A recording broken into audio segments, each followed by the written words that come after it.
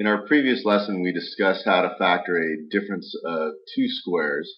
In other words, we discussed how to factor specific types of binomials. Today we're going to look at factoring perfect square trinomials, in other words, three terms, and then after we get done with that, we'll talk a little bit about complete factoring. So what a perfect square trinomial is its leading term and its end terms are perfect squares. The middle term is a product of 2 times the square root of the first and last terms. And each of those will factor into a binomial that's multiplied by itself. In other words, a perfect square. Let's take a look at this example here. We have 25x squared minus 30x plus 9. We've discussed ways of factoring ax squared plus bx plus c, and we use this thing called a 5-step method. We could simply do that here as well. However, this new method is going to be much quicker to at least give a first guess to. So let's go ahead and do that. I notice in this case I have a leading term that's a perfect square and an end term that's a perfect square. And if I say, well, what multiplied by itself is 25x squared, that ends up being 5x. And then what multiplied by itself is 9, that's 3 and 3. I need a positive 9, but I have to multiply to a negative middle term. So I'm going to use 2 negatives to do that. Now, again, this didn't take very long to just put down on paper and guess. I'm going to see if this works out. So now by foiling,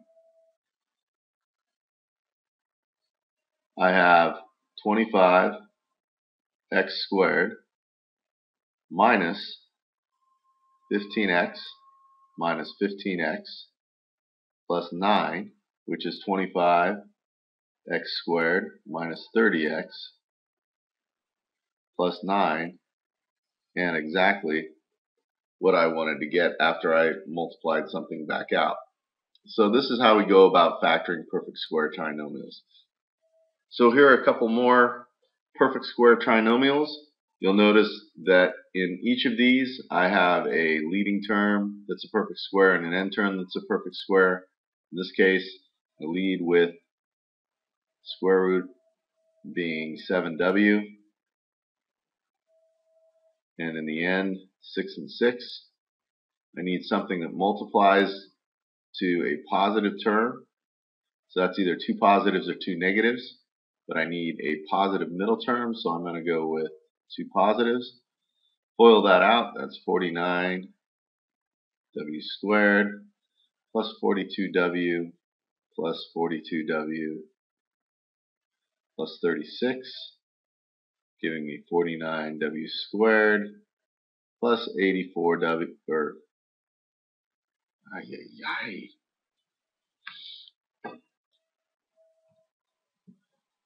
So here are a couple more terms that have perfect squares in the leading term and the end term, and they happen to be trinomials. I need what multiplied by itself is 49w squared. That's going to be 7w. So we'll throw that down twice. What multiplied by itself is 36. That's 6. I need a positive end term, so I'm going to either need 2 positives or 2 negatives. Since my middle term is positive, I'm going to use 2 positives. Foiling this out, I get 49w squared plus 42w plus 42w plus 36, which is 49w squared plus 84w plus 36. And that checks. Another way to write this, once again, 7w plus 6 quantity squared. In this next term, what multiplied by itself is 4y squared. That's just 2y and 2y. 5 times 5 is 25, so that's our second term. I need, in this case, a positive last term but a negative middle term, so I'm going to go with 2 negatives, giving me 4y squared minus 10y minus 10y plus 25, or 4y squared minus 20y plus 25, giving me the quantity of 2y minus 5 squared.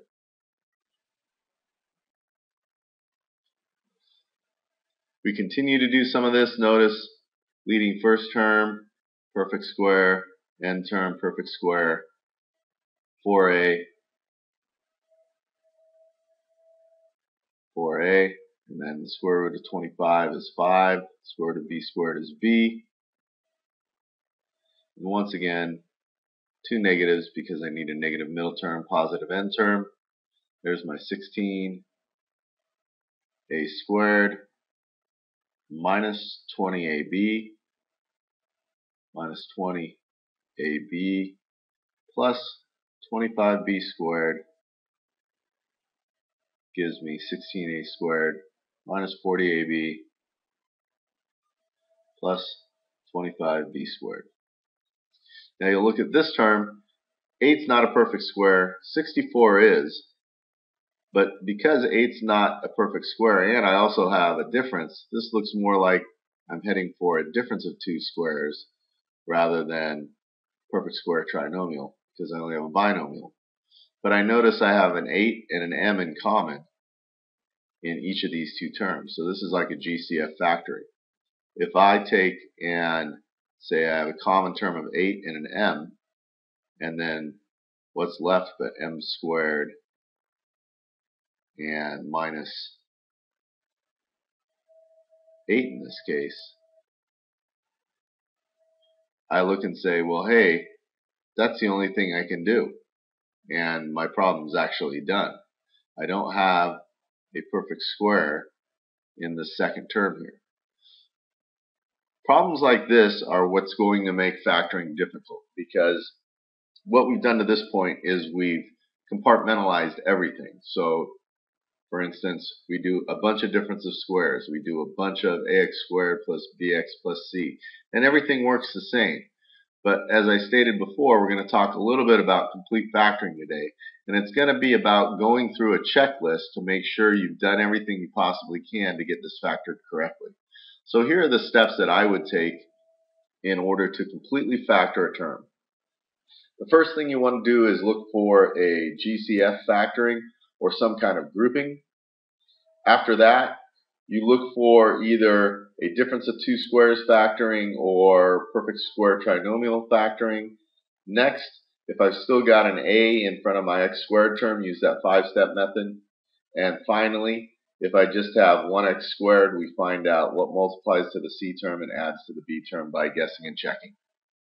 So let's go through a series of these now, and we'll show you how, not necessarily complicated, but if you follow the right steps, factoring can be really pretty straightforward. So in this first step, I've got a couple of things I want to look for. One is I want to take and see if I can find a GCF first. I notice right off the bat that I have a perfect square in the front and a perfect square in the end, so I could try perfect square factoring, but as I stated before, go through the checklist every time and you won't have any problems. So within each of these terms, I have a 4 as my GCF, leaving me with a 9x squared minus 6x plus 1. And you'll notice the term I have left is a trinomial, and it happens to have perfect squares at the beginning and the end. So I'm going to try perfect square trinomial factoring. I'm going to say 3x, and then 1 and 1 are the square roots of 1. I need a negative middle term. And you'll notice, I'm just going to do a quick check. This should be my answer. I want to make sure these binomials multiply back into the original. I have 9x squared minus 3x plus 1. And 3x and 3x make 6x, so it all checks. So once again, this is my factored form.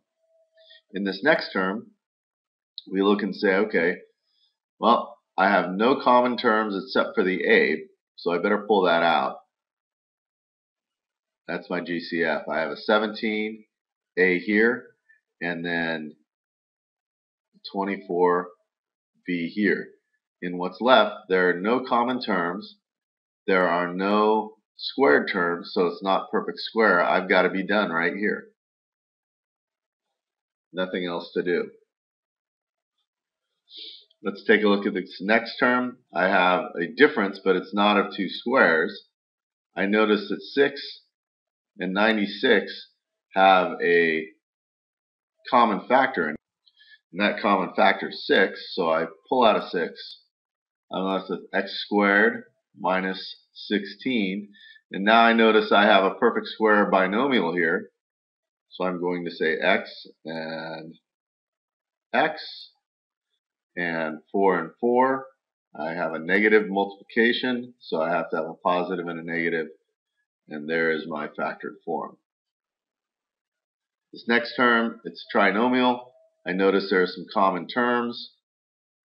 I'm going to guess in 48 there's a 3, so I'm going to pull out a 3 which is in common, as well as an a. It leaves me with 3a squared plus 22a minus 16.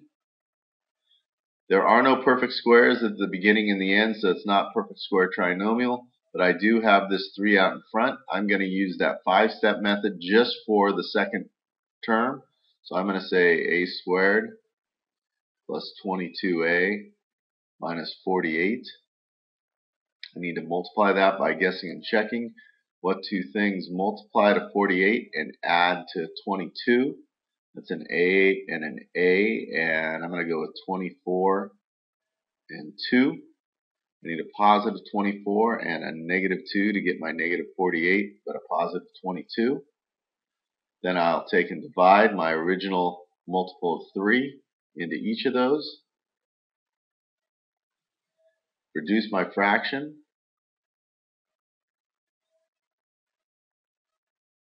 And whatever fraction doesn't reduce, I'm going to bring my denominator forward. So this gives me a plus 8 and 3a minus 2. And I don't forget to bring down this 3a term. So my completely factored form is 3a times a plus 8 times 3a minus 2. You'll see as you go through these, if you take each step and individually check for it one at a time, the problems won't be as difficult. Now, in these next problems we're going to take and solve for x. You'll notice that in these two problems, both have squared terms in them, and they're already set equal to 0, so I don't need to ensure that one side's equal to 0. I can just start checking to see if I can factor and get it into a zero product principle. You'll notice in this first term, it's a trinomial, and I have a perfect square leading and at the end. I'm going to try my perfect square trinomial factoring. So I'm going to try 3g here. And then for my last term, I need a 2. I need a negative middle term. I'm going to make those both negative. And I'll do a quick check to see if this is correct. There's a 9g squared. I get a minus 6g minus 6g and plus 4. There's my negative 12. This checks.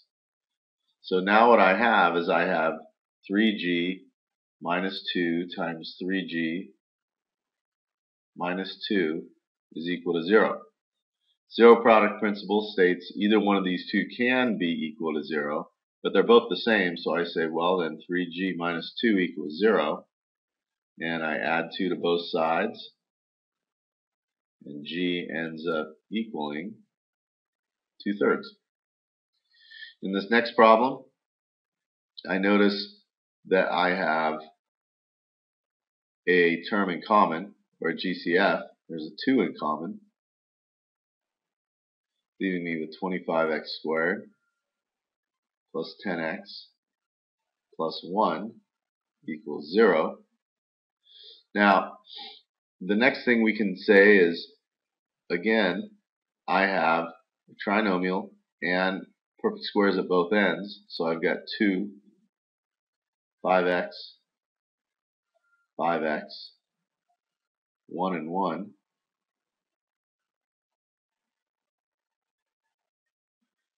And those are three terms that multiply to equal 0, so one of those three have to equal 0. So I say the following. I could say 2 equals 0. Instantly I know there's a problem because 2 can't equal 0. This is an extraneous solution, we say. 5x plus 1 could equal 0, and 5x plus 1 could equal 0. Once again, these two are the same, so I just say 5x plus 1 equals 0, subtract 1 to both sides, and x equals negative 1/5. In this first term, you'll notice here's that squared term, but there's an isolated constant on one side of the equation and an isolated squared term on another side of the equation. Best way to solve this is take the square root of both sides. So I'm going to take the square root of x plus 3 squared and the square root of 5. Now, if I'm asked to take the square root of a term, I'm asked what multiplied by itself is that term. Well, if I have a term squared, then that term multiplied by itself is that square root term. So x plus 3 is the square root of x plus 3 squared. Now, the square root of 5 is just going to be the square root of 5. But the problem lies in this. If I'm asking what multiplied by itself is this term squared, that term could be either a positive or a negative number. Whenever you square root two sides of an equation, and one side is a constant and another side is a variable term, the constant side gets a plus or minus, because it could be a positive or a negative 5. Lastly, I solve this by isolating x and subtracting 3 to both sides. So my answer is negative 3 plus or minus the square root of 5. Now on this term, we have a couple of options. What I could do is, I'm going to actually solve this two ways. I could set aside equal to 0 because that's what we've been instructed to do. So I have p squared plus 2p and subtracting 25 to both sides. I end up with minus 24 is equal to 0. And you'll notice this factors. This is just p plus 6 times p minus 4 equaling 0. Zero product principle says p plus 6 equals 0, p minus 4 equals 0, so p equals negative 6 or p equals 4. But there's another way to solve this using a similar property to what we just did. I see this term on the left side is a perfect square. That's p plus 1 times p plus 1, and that's equal to 25, or p plus 1 quantity squared equals 25. Now, like the other problem, I could take and square root both sides. Remember, when we square root both sides, we give a plus and minus to the constant term. So the square root of p plus 1 squared is p plus 1. Plus or minus, the square root of 25 is 5. So what this says is it's equal to p plus 1 is equal to plus or minus the square root of 5. In other words, p is equal to negative 1 plus 5, or negative 1 minus 5, which is 4, or negative 6, which is the same answer I got before. So a little different way to go about solving these. Next, let's do a little word problem. We've got Michaela placing a frame around a print that measures 10 by 10. So what we've got is a 10 by 10 frame here, or a 10 by 10 picture there. She's going to take and put a frame around that.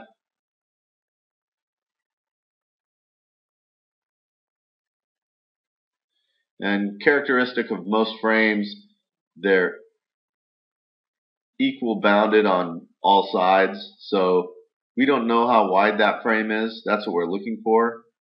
So in this problem, I have x here, x here, x here, and x here. And they say the area of just the frame is 69 square inches. Well, they don't tell me how to calculate the area of the frame. I know that the area of the picture is 100. And I don't know the area of the whole frame, but I know the area of, if the frame is 69 square inches and the picture is 100 inches, I know the total area is 169. So if I can calculate the entire area and frame picture, set that equal to 169, I should be able to find out the width of that frame. If I have 10 for my length and I add x to one side of it and x to the other side of it, I have a total of 10 plus 2x for one side of the frame.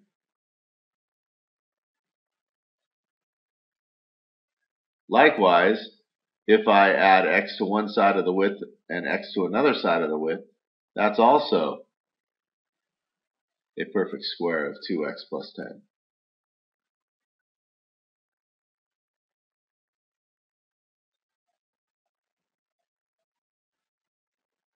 And that product of length times width gets me my total area of 169.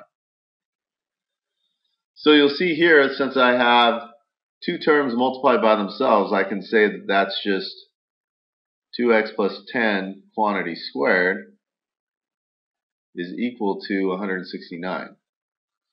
Now this looks a lot like the problem we just ended up doing. I can take the square root, since I have an isolated perfect square term of both sides, end up with 2x plus 10 equaling plus or minus the square root of 169 is 13.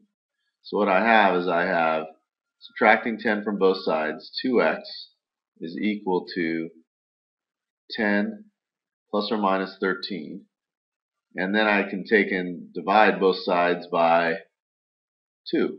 So I have x equals 10 plus or minus 13 over 2. In other words, it's 10 plus 13 over 2, or 10 minus 13 over 2. 10 plus 13 over 2 is 23 over 2, or roughly 11.5. And then in this case I have 10 minus 13 is negative 3 over 2, which doesn't make any sense for a frame length. So my answer in this case is going to be 11.5. That problem's a little bit on the tougher side. So that's it for today. We talked about lots of different types of factoring. To this point, make sure we start getting this down, because factoring is going to be key going forward in mathematics from here on out. Make sure you write your lesson summary, solve those problems, and we'll get back to you tomorrow.